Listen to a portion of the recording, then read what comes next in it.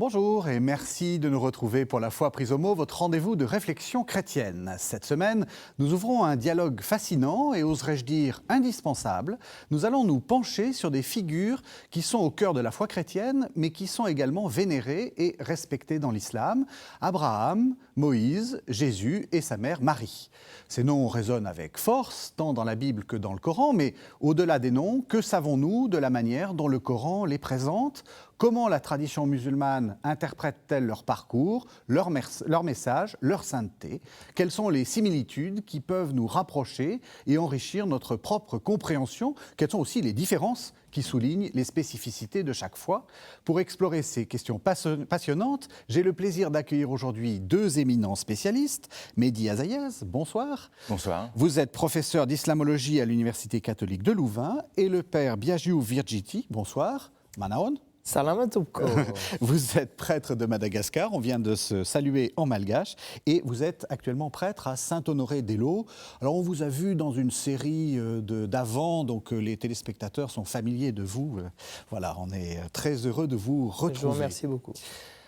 Mehdi Azayez, on est aussi très heureux de vous connaître, puisque vous allez nous parler du Coran. Alors, il y a des émissions qui ont été faites sur le Coran, mais dites-nous quand même un tout petit peu, rappelez-nous un petit peu le contexte dans lequel nous allons nous retrouver pour cette émission.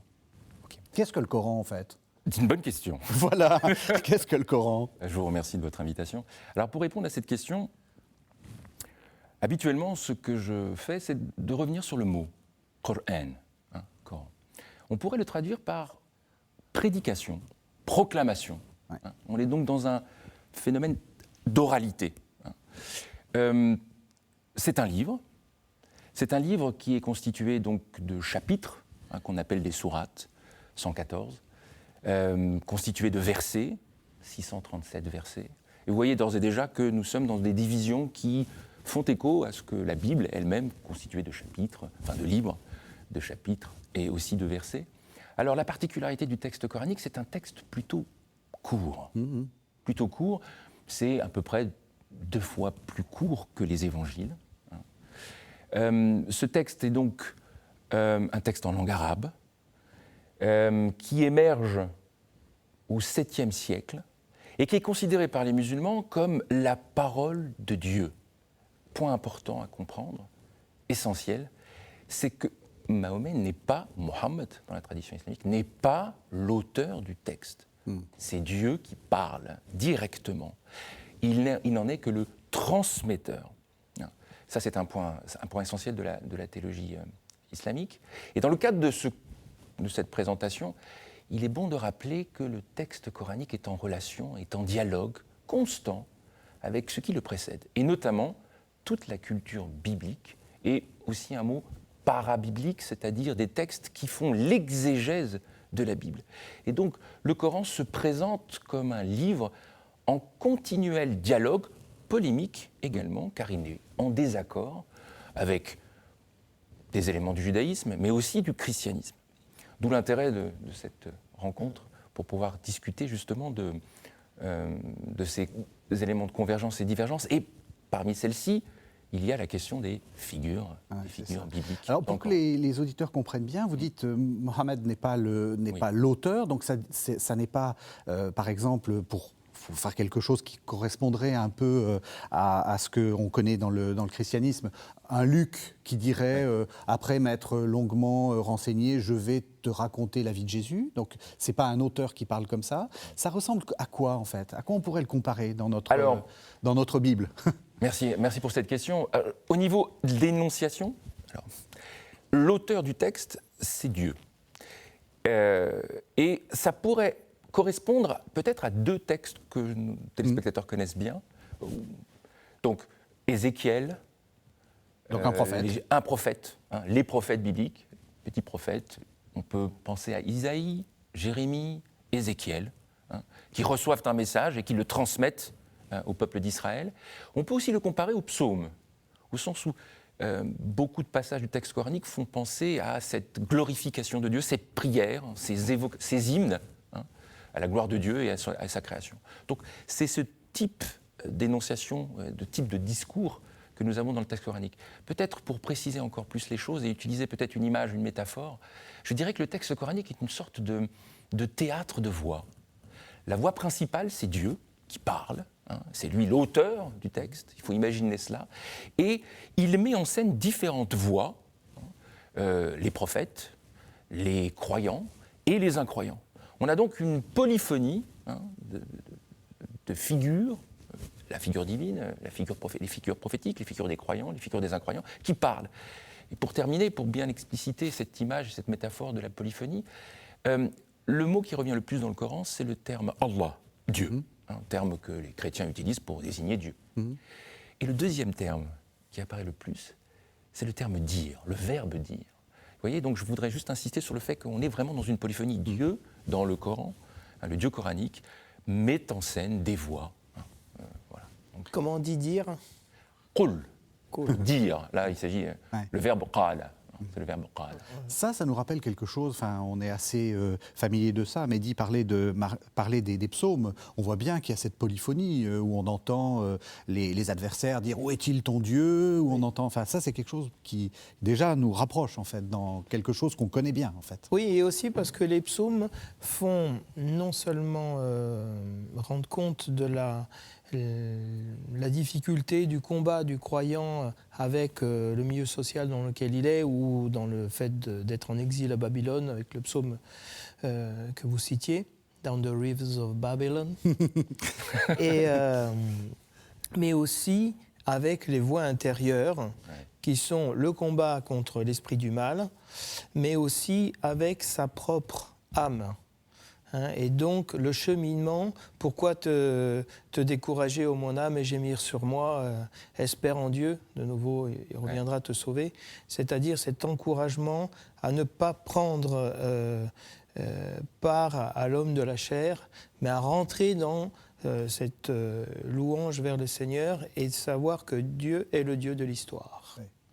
Et donc, il y a ces deux aspects, le combat avec l'extérieur, donc la polémique avec l'extérieur, et puis à l'intérieur de l'homme lui-même, ou à l'intérieur de sa communauté. Voilà. Est-ce que ça ressemble à ça? Oui, il y a beaucoup de ça. Il y a un point, en vous écoutant, qui me frappe, c'est quand on regarde un peu l'expérience de Jérémie, d'Ézéchiel, on constate quand même que la prophétie est une épreuve, est une douleur. Dieu le choisit, et on sent bien une tentation de ne pas y aller. Et on ressent cet élément-là aussi dans l'expérience de Mohammed dans le Coran. On a un prophète qui reçoit une révélation et qui endure une résistance, déjà la sienne, face à quelque chose qui l'écrase, et qui lui enjoint de proclamer, c'est ça le Coran, c'est de proclamer une parole, et en même temps, il a la résistance des autres, des individus qui ne croient pas en son message. Et il doit subir à la fois cette révélation qui tombe sur lui, littéralement. L'idée de révélation en arabe, c'est ce qui descend. La révélation, c'est ce qui descend. Ça descend sur lui, ça déferle, si j'ose dire même, sur lui.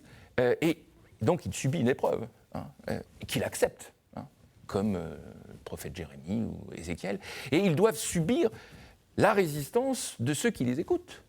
Et donc, on est dans une épreuve. Et ça fait évidemment écho ce que vous disiez tout à l'heure. Ouais. Est-ce que dans ce cas-là, on ne pourrait pas commencer par voir un peu quelle est la vision du prophète dans l'islam, du prophète en général, sans parler de Mahomet en particulier, mais après sans doute, parce que dans le milieu biblique, et je crois que vous avez travaillé beaucoup sur le lien entre la figure de Moïse et la figure de Mahomet comme nouveau Moïse, dans l'appel, la vocation prophétique, au niveau littéraire, il y a premièrement, les objections. Oui. Je ne suis pas digne, je suis un homme aux lèvres impures, et comment je vais faire? Oui. Et puis aussi une réticence, la peur d'aller. Mais moi, si je vais là-bas, Pharaon va me tuer, et quel signe tu me donnes? Et donc, il y a tout un style littéraire de l'appel prophétique qui revient systématiquement, aussi dans les scènes d'annonciation. Donc c'est toujours des scènes de révélation, comme vous dites, de descente d'un message divin. et aussi le fait que certains prophètes se trouvent inaptes à accomplir la mission et ont du mal à l'accomplir, on le voit dans leur cheminement, tout au long de l'histoire du salut. Parce que pour nous et pour les Juifs, il y a les petits prophètes. Oui. Les petits prophètes, les prophètes antérieurs, ce sont David, Josué, Oui. etc. Ceux qui suivent, avant les grands prophètes et les petits prophètes.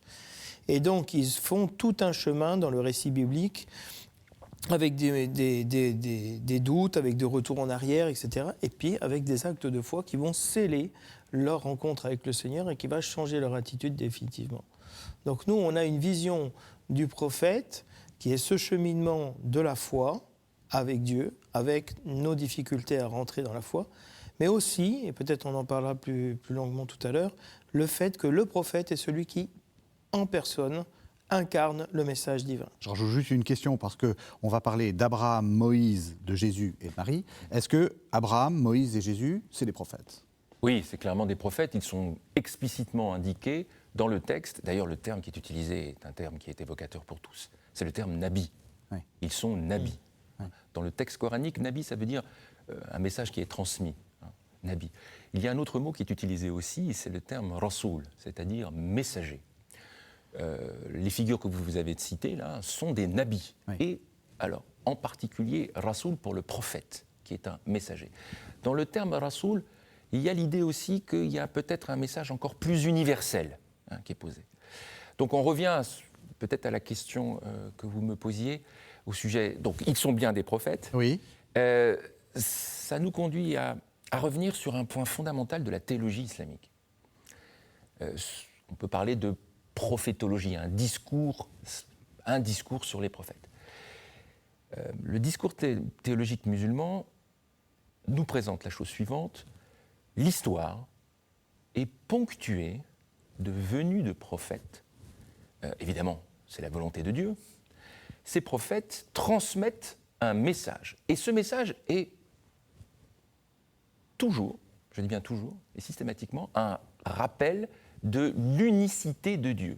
Il y a un mot qui revient très souvent, qui est au cœur de la réflexion théologique musulmane et islamique, c'est le terme tawhid, pour dire simplement l'unicité de Dieu. Bien, ces prophètes ont pour mission de rappeler à l'humanité, de manière cyclique, l'unicité de Dieu. Par rapport à l'idolâtrie ou en soi ? Par rapport à l'idolâtrie, notamment par rapport à l'idolâtrie. Alors, il faut aussi penser que derrière l'unicité, il y a aussi d'autres enjeux. Ce n'est pas simplement rappeler l'unicité de Dieu, mais c'est aussi un combat contre Mammon, par exemple. Il y a aussi un élément éthique derrière. C'est pas simplement L'argent, hein. Voilà, Mammon, c'est l'argent. Oui, l'argent. Oui. Et donc, c'est vraiment au cœur de la pensée islamique, cette succession. Et donc, il y a bien une histoire du salut, on en parlait tout à l'heure, mais en aparté. Il y a bien une histoire du salut en islam. Et ces messages qui sont cycliquement rappelés, il y a un présupposé, ou plutôt un élément non dit, c'est que le message se dégrade. Et donc il faut, excusez-moi du mot, mais d'une piqûre de rappel. Oui. Et donc, ce qui explique la venue des prophètes successifs au cours de l'histoire. Est-ce que c'est le message qui se dégrade ou la compréhension du message unique qui se dégrade ? Il y a plutôt l'idée d'un oubli. Oui, d'accord. Et donc il y a une espèce de... Ça nous rappelle des choses. oui. bien sûr. Oui, Il y a tout à plutôt fait. l'idée d'un oubli qui s'opère et, je vous le disais encore un peu de manière triviale, mais une piqûre de rappel au cours de l'histoire qui permet donc au peuple de se ressaisir du message. Et le Coran, d'une certaine manière, se fait le réceptacle de ce... Il se dit souvenir ou rappel. Le terme coranique, c'est le terme dhikr, et si j'utilise ce mot arabe, c'est justement pour vous faire résonner un autre mot hébraïque qui est « souviens-toi », le terme « zahor », dans la tradition. Eh bien, on est bien dans cette connexion-là du « rappelez-vous ». Vous avez oublié, je vous rappelle. Et voilà, toute cette succession. Et donc, on a bien une histoire du salut à travers cette succession de la venue des prophètes au cours de l'histoire. On les regarde les uns après les autres, Ah oui. comme ça on voit un peu les figures. Alors, Père Biagiou, parlez-nous d'Abraham. Racontez-nous Abraham. Pour vous, c'est qui ? Enfin, ou pour la Bible, c'est qui ? Ah bon, c'est le père de la foi, mais de la foi qui est conçue comme un chemin. Et donc, Abraham, c'est la foi. incarné. Et la foi, ce n'est pas un ensemble de notions, mais c'est surtout l'expérience, la relation avec Dieu. Et donc cet homme incarne la foi parce qu'il incarne la première relation, ce qui est l'alliance que Dieu fait avec un homme. Et Abraham, c'est très intéressant parce que c'est un nomade, c'est un polythéiste, et c'est un homme qui est dans un échec total. Son frère est mort, il a donc adopté son neveu qui l'emmène, son père est âgé, sa femme est stérile, il n'a pas de descendance, donc il n'a ni terre, ni descendance, et sa vie est une malédiction. Et dans cette situation d'échec, le Seigneur le rencontre, va chercher cet homme, image de l'humanité qui a oublié Dieu, qui est dans la mort existentielle, dans la souffrance, et il vient le visiter à la fin de sa vie, à 75 ans. Et il va lui promettre une terre, une descendance, et qu'il sera une bénédiction pour toutes les nations de la terre. Donc il renverse complètement la situation d'Abraham. Il lui fait une promesse énorme, mais une promesse qui tient à une parole. Et il accepte, il croit à cette parole, et il se met en chemin, ou il la refuse et il s'arrête. Or Abraham croit à cette parole, tente l'aventure et marche. Il a un enfant, on va quand même voir, oui. parce que Isaac va avoir... Enfin, il en a deux même, il en a deux, oui, il y en a un qui est important aussi. Donc, il a un premier enfant avec sa servante. Parce que la promesse de Dieu met du temps à Et s'accomplir. donc, bon, Comme voilà. dans notre vie à nous. C'est pour Ouais. ça qu'Abraham, c'est très intéressant pour nous tous. Ouais. Parce que Dieu va Abraham, vers les 90 ans, il va commencer à se dire qu'il va peut-être faire un enfant avec l'esclave égyptienne. Et l'assumer, l'adopter de cette manière-là comme un fils de Sarah, sa femme. Et donc il va avoir cet enfant, mais ce ne sera pas le fils de la promesse. La promesse arrivera lorsque Abraham aura 100 ans, c'est-à-dire 25 ans après la promesse faite par Dieu. Et donc un enfant qui naît du sein de Sarah, qui était stérile, et d'Abraham, qui était déjà vieux. Et cet enfant s'appelle Rire, parce que Dieu fait rire Abraham et rire Sarah, de se dire, mais c'est impossible, comment une chose comme ça peut m'arriver à moi ? Donc ça, c'est les chapitres entre 12 et 22 de la Genèse, pour que les spectateurs puissent se repérer. Alors, qu'est-ce qu'on garde de tout ça ou c'est intéressant, en vous écoutant, il y a évidemment, quand on connaît le texte coranique, des échos multiples à ce que vous venez de préciser. Alors, je vais tout de suite parler non pas des convergences, mais des divergences. Oui. C'est peut-être intéressant de voir. Alors, comme pour toutes les figures bibliques dans le Coran, il y a une constante, c'est que le texte coranique est le réceptacle non pas simplement du récit de la Genèse, mais il va être le réceptacle aussi de toutes les interprétations, certaines des interprétations postérieures à la Bible, donc l'exégèse qui en sera faite de la Bible, et notamment des textes, notamment du Talmud, mais des interprétations aussi. Dois-je expliquer peut-être Talmud ? Le Talmud, non, les textes juifs, donc les interprétations juives, et puis les interprétations chrétiennes. Enfin, et les interprétations chrétiennes. Et donc le Coran va être, d'une certaine manière, en interaction avec l'ensemble certains et de très nombreux de ces textes. Je vous donne un exemple pour que ce soit un peu plus clair. Je crois avoir été clair même. Oui, c'est très clair. Ça va très bien. Simplement, dans le récit d'Abraham, un passage du Coran fait mention d'un dialogue qu'il a avec son père, qui s'appelle Hazar dans la version coranique et Terah dans la version biblique. Et ce dialogue tourne autour de la question des idoles.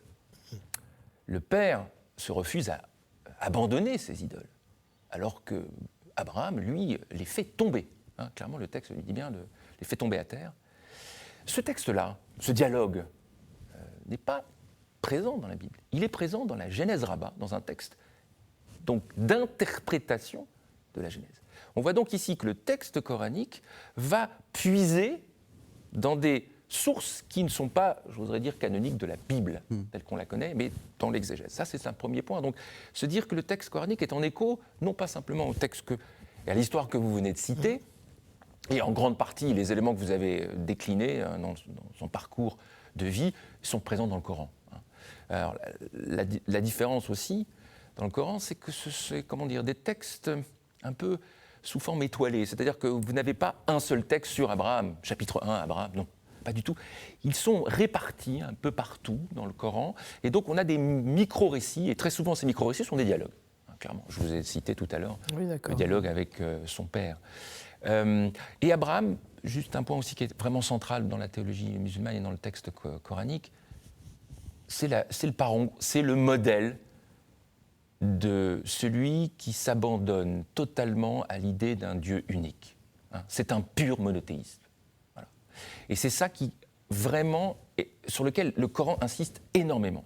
C'est le fait que c'est le champion de l'unicité de Dieu, si je peux me permettre cette expression. C'est pour ça que les documents du Concile Vatican II parlent des musulmans comme se référant à Abraham tout à fait. Par rapport au Dieu unique.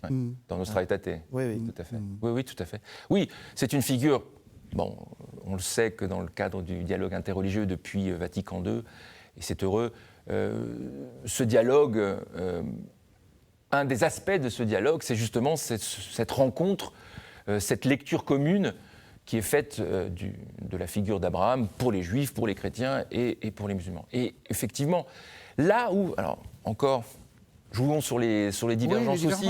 Oui, c'est important. Ce qui est intéressant, c'est que le Coran, lui, est un texte aussi polémique. Il polémique avec les chrétiens de l'époque et les chrétiens de son temps, et les juifs de son temps. Et il y a un passage coranique qui est tout à fait intéressant et qui est frappant, et qui reste clairement dans une polémique, où il est dit, mais Abraham n'était ni juif, ni chrétien. Il était soumis à Dieu. Alors le terme arabe, c'est muslim. Alors on va entendre musulman. Mais attendez, le Coran ne dit pas il est musulman tel qu'on l'entend aujourd'hui. Oui. Il dit qu'il s'est soumis à la volonté de Dieu. Ce qui est l'idée, pas très originale, puisqu'elle est déjà présente dans la Bible. Donc soumis à la volonté de Dieu. Bien. Et donc, ici, ce qui est intéressant, c'est de voir que, quand même, le Coran prend position dans un débat. Il dit, mais il ne vous appartient pas. Il est soumis à Dieu. Alors, évidemment, l'islam va considérer qu'il était le premier musulman. Évidemment, on est dans cette logique-là. Mais là, donc, on voit ici que le Coran a conscience d'un partage qui n'est pas total et une question qui est polémique, clairement. Il ne vous appartient pas. Il appartient à l'idée d'un Dieu unique auquel il se soumet. Et si je comprends bien tout ce que vous avez dit jusqu'à présent, le Coran reprend des traditions qui sont précédentes aux chrétiennes, aux juifs, aux targoumiques, talmudiques, etc. Ouais. Et donc ça veut dire, mais le Coran est parole de Dieu, c'est-à-dire qu'il y a quand même un Dieu qui parle aux hommes aussi en fonction des référents qu'ils ont pu avoir, et même pour le corriger, comme vous dites avec l'histoire d'Abraham. Oui. Abraham, attention, c'est quelqu'un qui n'était ni juif, ni chrétien, ça c'est évident pour nous, ni musulman, mais qui est le premier homme choisi par Dieu pour rencontrer le Seigneur et se mettre à sa suite. Tout à fait. Alors il y a un mot aussi qui est très important aussi dans le Coran. Abraham est considéré comme un hanif, c'est-à-dire, on a compris ce terme, c'est un terme technique en langue arabe, pour dire que c'est celui qui s'abandonne au pur monothéisme. Voilà. C'est la religion monothéiste par excellence avant l'islam. Et d'une certaine manière, ce monothéisme-là, les prophètes qui vont suivre Abraham, Moïse, Jésus, dans la perspective islamique, dans la perspective de la théologie et de la compréhension de la théologie islamique, ce sont des gens qui vont restituer ce message, restituer le message qu'a reçu Abraham. Et donc on est dans la restitution de ce message, dont je parlais tout à l'heure, de cette histoire du salut. Voilà. Pour Dans nous, le christianisme, oui. il y a une relecture très importante, c'est l'Épître aux Hébreux de la figure d'Abraham. Justement, oui. Et cette figure-là, c'est une figure de voyageurs. Ils sont étrangers, voyageurs sur la terre. Est-ce qu'on reprend ça? Vous dites qu'il y a beaucoup de choses, finalement, dans le Coran qui sont fruits d'une relecture postérieure. Oui. Est-ce que c'est une figure de migrant? Mon père était un araméen errant. Oui, mais ce n'est pas un point, enfin, pas un point essentiel. Vraiment, ce sur quoi le texte coranique va insister beaucoup, c'est il est le premier monothéiste, radical, si j'ose dire, de l'histoire. Mais évidemment, il est un migrant. Il est un migrant à l'image Migrant ou nomade? ou nomade. Alors, Parce que pour les tribus Oui. arabes, c'est plus oui, on est plus. nomade. Oui, alors, pourquoi je dis migrant? Parce que ça Un fait concept écho à une moderne. expérience, on le verra avec Moïse aussi tout à l'heure, mais ça fait référence à une expérience du prophète lui-même. Il n'est pas impossible que les figures d'Abraham, c'est même sans doute le cas, Abraham, Moïse, autour de cette migration, de ce déplacement d'un exilé. L'idée d'un exilé est très présente. Et il n'est pas impossible que Mohammed, d'une certaine manière, s'est vu comme un nouveau Moïse, mais tel un nouveau Abraham, dans cette situation de devoir quitter ses proches, l'environnement, son environnement natal. Ce qui est bien le cas, d'ailleurs. Quand, dans la biographie du prophète, on sait qu'il naquit à la Mecque, qu'il proclame, il reçoit ce message et qu'il le fait partager à ses contribus, à ses compagnons, et il en reçoit. À la Mecque. Et ce message est très mal reçu. Il doit donc quitter ces lieux. Il est un exilé. Il doit faire une migration pour aller se rendre à Médine. Et donc, cette idée-là est très présente. Et il y a une association donc, entre, j'allais dire, cette description du parcours de souffrance, on peut le dire, d'épreuve de ces figures et l'épreuve que vit le prophète lui-même. Très bien. Donc, il y a ça, qui a des échos, évidemment, pour nous. Mais j'entends de ce que vous dites, et ça me fait plaisir, pour vous, Abraham, Moïse, dans le Coran, sont des personnages historiques qui ont existé. Oui. Ils ne sont pas des figures modèles et hypothétiques, parce que nous, dans l'exégèse actuelle, il y a beaucoup de remise en cause de l'historicité des personnages bibliques. Alors, restons sur la casquette théologique. Oui, oui. Évidemment. Ça rentre dans notre ancrage historique, si vous voulez. Oui, évidemment, dans la incarné. perspective théologique musulmane, classique, évidemment, ce sont des personnages historiques. Les événements tels qu'ils sont décrits dans le Coran se sont réellement passés. Les échanges qui auraient été, par exemple, l'échange entre Abraham et son père, sont des éléments historiques. Bien. Évidemment, l'historien que je suis vous dirait que la question d'Abraham, est-ce que c'est un archétype et qui sort de l'histoire? Le texte coranique, j'oserais dire, ici, est sur les deux tableaux. C'est à la fois des archétypes, clairement, Modèle du croyant. des modèles, Oui, des modèles et de en foi. même temps qui s'intègrent, il semble que le texte s'intègre clairement dans une histoire qui s'est réellement passée. Voilà. Alors l'historien va être peut-être plus nuancé dans cette approche-là. On va passer à Moïse, parce que le oui. temps file. C'est qui, Moïse, pour vous? Alors, Moïse, c'est Oui. le justicier. Ah C'est le justicier, c'est aussi un errant, un fuyard, Oui. et c'est un homme qui a une double identité, un peu comme Paul. Il est juif, mais élevé à la cour de Pharaon, et il est scandalisé par la souffrance de son peuple, par l'injustice et la violence. Seulement au début, parce que Moïse aussi est un chemin vers Dieu, vers la non-violence, et je pense que la non-violence est fondamentale pour nous, de comprendre que c'est un chemin, qu'on peut y arriver. Lui aussi va passer par la violence et par le meurtre et par la fuite, la peur de mourir, pour pouvoir débarquer au Sinaï et avoir cette révélation du Dieu qui est et qui est non-violent. Et qui va aider Moïse à rentrer dans la souffrance qu'il fuit, dans la mort, la mise à mort qu'il fuit. Et donc de retourner en Égypte en recevant d'abord le message de Dieu son existence, son unicité. Je suis Ayé, Hacher, Ayé. Ouais. Je suis ce que je suis ce que je serai, je suis aussi ce que j'ai été. Donc je suis. Et surtout, je suis le Dieu d'Abraham, d'Isaac et de Jacob. Donc il réintègre Moïse dans une filiation d'Abraham. Donc ça, c'est très important. Sur l'histoire de l'oubli, etc. Et donc Moïse va libérer son peuple avec la puissance de Dieu qui se manifeste. Et surtout, comme Dieu s'est manifesté dans un buisson ardent, Dieu s'est manifesté dans un buisson, dans un roncier, dans une souffrance de son peuple. J'ai vu, j'ai entendu la souffrance de mon peuple. Et donc, on va avoir un Moïse qui, dans son cheminement pour libérer son peuple, va rentrer dans cette souffrance sans se consumer lui non plus. Que la souffrance ne va pas le consumer. Oui, oui. C'est déjà une image, si vous voulez, pour nous, de la résurrection et de la passion du Christ. Et après, Moïse va recevoir les tables de la loi.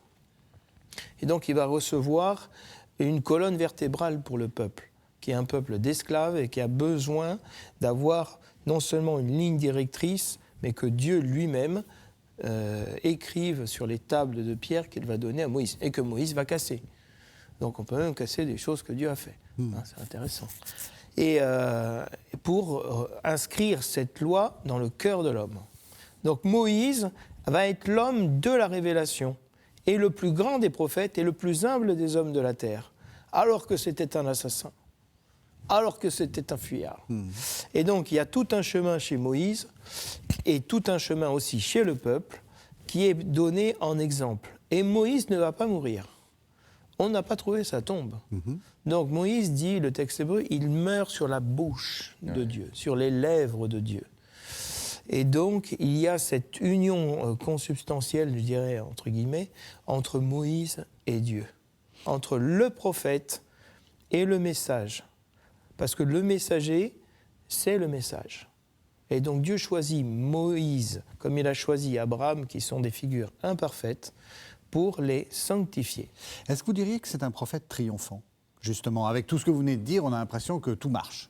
Ah non, il est conçu comme un prophète triomphant dans certains passages de Deutéronome, etc. Et puis même lui, il dit, moi, je suis resté fidèle. Non, toi, comme tout le monde. Oui. Tu ne rentreras pas dans la terre. Oui. Je t'ai dit, parle au rocher, tu frappes le rocher. Tu n'as pas compris que la violence, c'est pas possible? Parle. Donc là, vous faites allusion à un épisode, racontez-le nous, parce que c'est un épisode magnifique en fait. Le peuple murmure et le peuple a Le soif. peuple murmure beaucoup. Oui, mais Jamais content. on est à une télévision française, on comprend tout à fait. C'est bon. Et donc, le peuple murmure parce qu'il a soif, parce qu'il est agacé, c'est la chaleur, c'est tout. Et il veut rentrer dans la terre. Et donc, Dieu dit, parle au rocher pour qu'il puisse donner de l'eau au peuple. Donc, Dieu condescend à la demande du peuple, parce qu'il aime son peuple, même si son peuple est à la nuque, il est têtu, capricieux, tout ce qu'on veut. Dieu condescend à cela. Hein, c'est un peu la dynamique de l'incarnation et de la descente dont vous parliez. Ouais.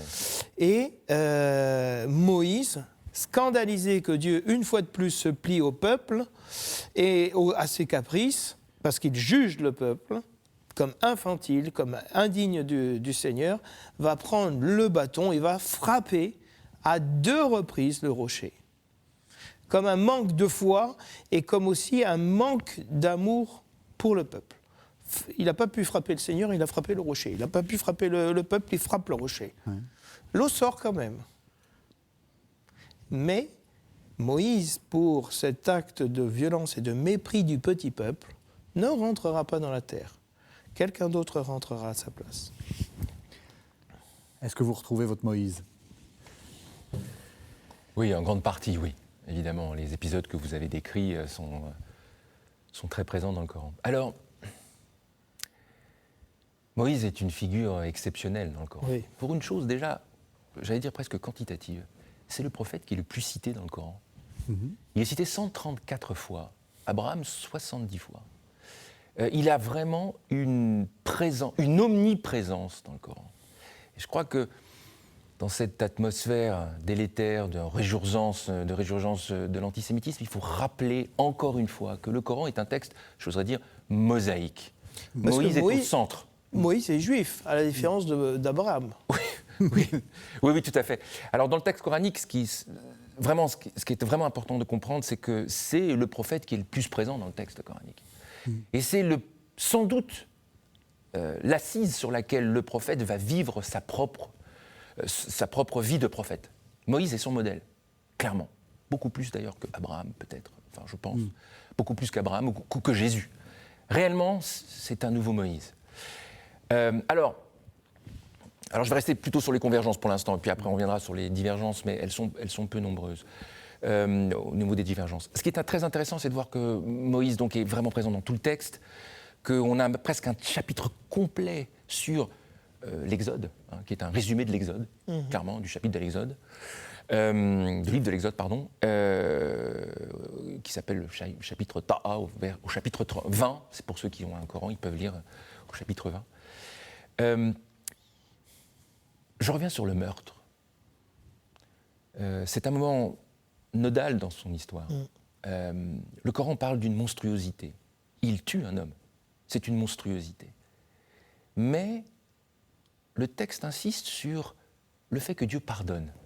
Il lui pardonne ce meurtre. Le miséricordieux. Exactement. Il est miséricordieux. Et tout s'enclenche à ce moment-là. Vous parliez tout à l'heure aussi de l'épreuve.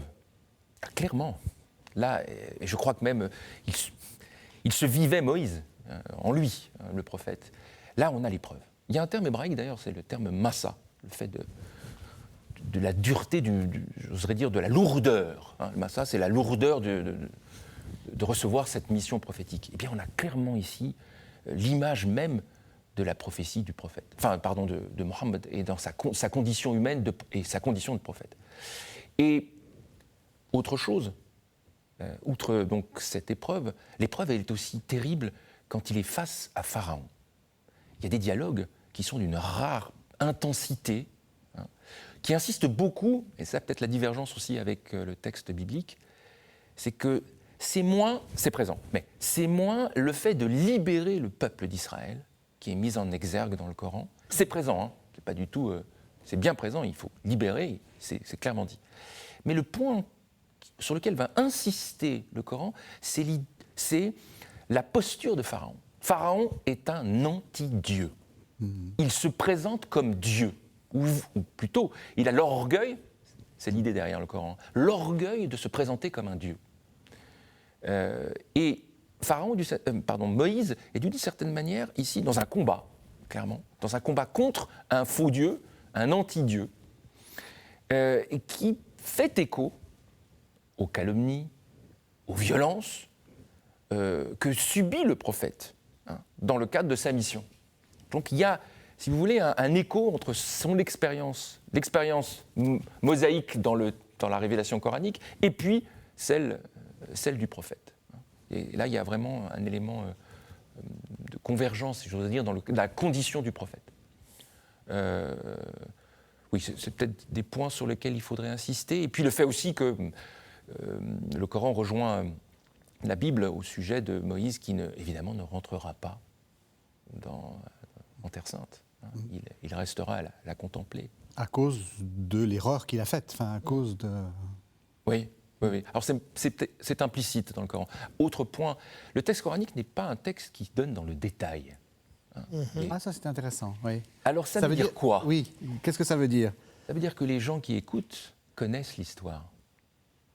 C'est-à-dire qu'il y a les premiers croyants, ce n'est pas des musulmans. Oui. Pas du tout. D'ailleurs, le terme plutôt qui est utilisé, c'est le terme croyant. Ce sont des gens qui sont familiers au récit biblique. En gros, le Coran n'a pas besoin d'expliquer. Vous connaissez cette histoire. Oui, c'est Mais ça. Est-ce que Donc il réactive une mémoire. Donc en fait, ils ont déjà lu la Bible, quoi, pour dire... Exactement. Ils peuvent la lire ? Ils peuvent lire les récits de l'Ancien Testament ? Alors, ils peuvent, bien sûr. Il n'y a pas d'interdit par rapport à ça. Alors, si on en revient à vous posez une question qui est en fait polémique dans l'histoire de l'islam, et une vraie question sensible, non, mais tout à fait utile de poser, c'est quel est le rapport avec la Bible aujourd'hui ? Est-ce que les musulmans peuvent lire la Bible ? Évidemment, ils peuvent la lire. Mais il y a eu un débat à l'intérieur de l'islam qui se poursuit encore aujourd'hui. Est-il possible de lire la Bible et peut-on avoir confiance dans cette lecture ? Voilà. Alors, il y a deux positions. une position très polémique qui dit non, ces textes ont été altérés, il y a une corruption de ces textes au cours de l'histoire, et donc on ne peut pas s'y fier. Il y a ce type de discours dans la théologie musulmane. Et puis vous avez un autre qui dit non, nous pouvons utiliser la Bible pour comprendre, interpréter le texte. Vous avez ces deux courants en présent, clairement, encore aujourd'hui. Il semble qu'au cours de la période médiévale, du fait de l'histoire et des vicissitudes entre l'Empire musulman et l'Empire chrétien, une position plutôt polémique a plutôt émergé, ou plutôt en réponse ou en interaction avec, évidemment, cette histoire douloureuse des croisades, etc. On a vu à l'intérieur de l'islam, de la pensée islamique, au cours de la période médiévale, une tendance à déprécier, c'est vrai, parmi des penseurs, déprécier l'usage de la Bible pour interpréter le texte coranique. Mais il y a des voix discordantes qui ont aussi émergé pour dire...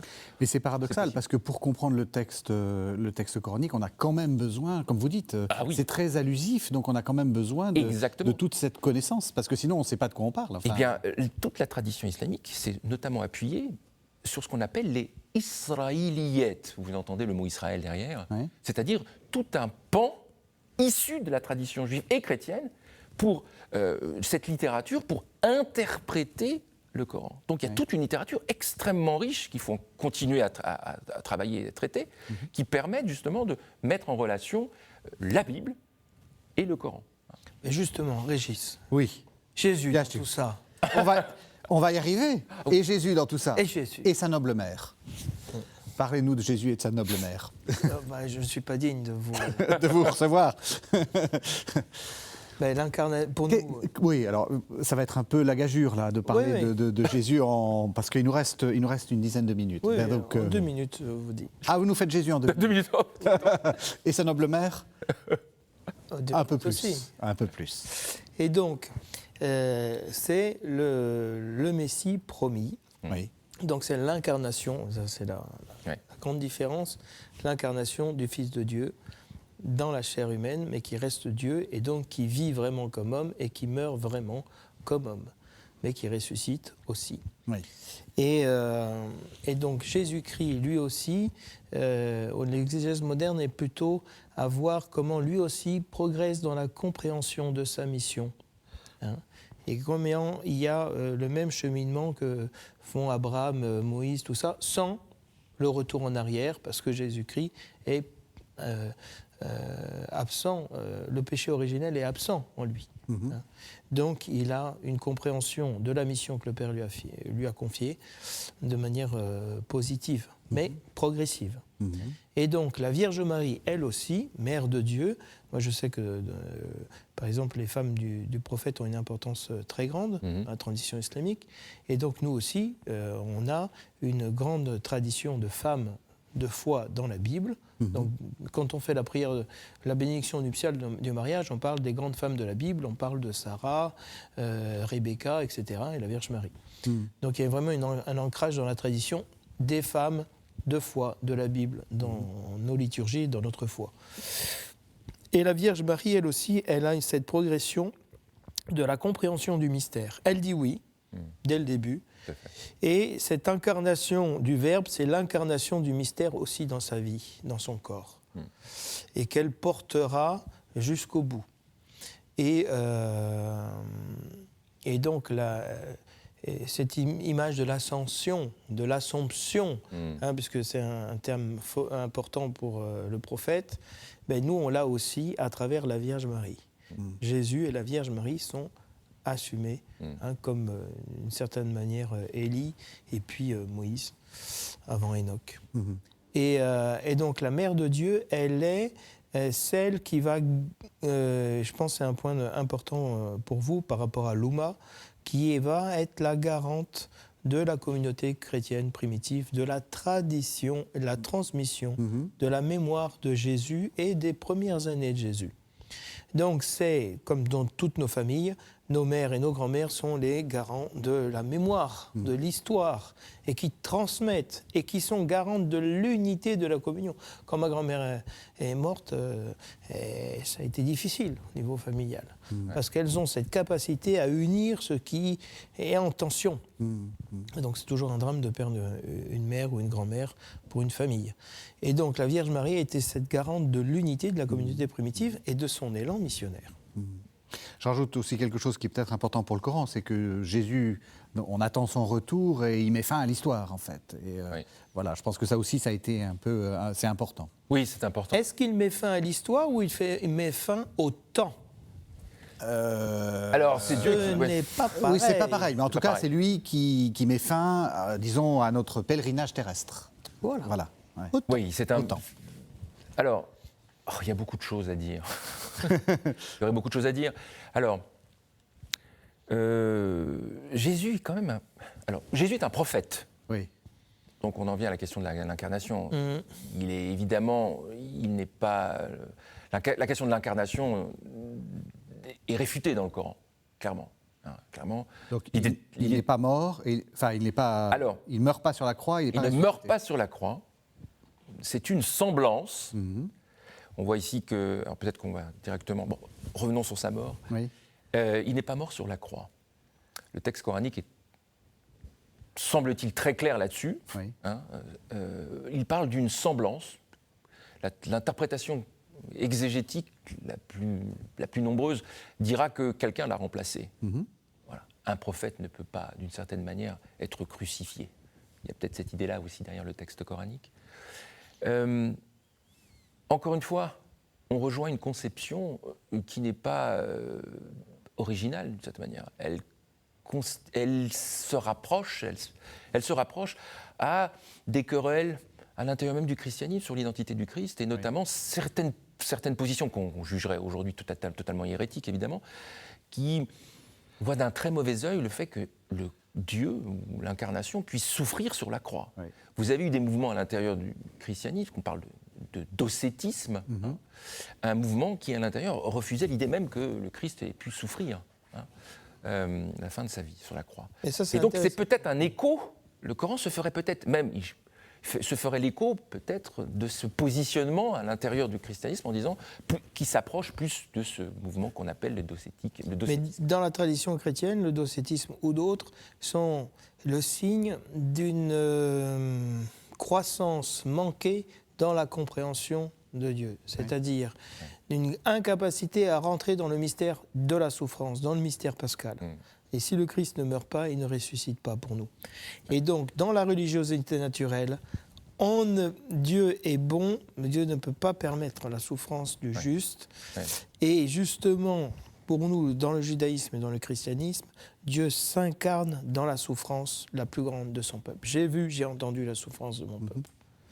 Oui, j'entends bien. Et donc, ça rejoint cette idée que nous avons, à travers les textes bibliques, d'une progression dans la foi, d'une nécessité de quitter l'idolâtrie, mais pas seulement l'idolâtrie, la religiosité naturelle, qui est la peur de la mort, la peur de la souffrance. Alors, pour Jésus, encore une fois, cette figure est assez exceptionnelle par rapport aux autres figures qu'on a vues tout à l'heure. Cette naissance virginale, elle est affirmée, confirmée, attestée dans le Coran. Au chapitre 19, la figure de Marie est d'ailleurs le seul nom féminin qu'on trouve dans le Coran. On est dans des sociétés patriarcales, encore une fois. Et là-dessus, il y a une permanence entre Bible et Coran. Il n'y a pas Sarah, je vous rassure, il y a quand même une permanence. On peut dire qu'il y a une permanence là-dessus. Mais dans ce chapitre 19, donc on a tout un récit sur la naissance de Jésus.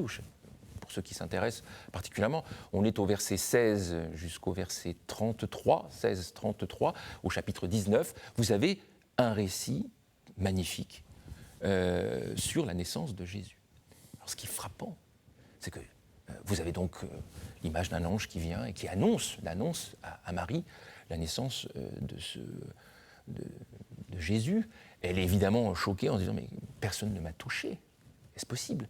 Et Dieu donc insiste, et on a ce récit où elle a cette belle image où elle se pose sur un palmier, très étrange ça, un palmier, et elle donne naissance à Jésus.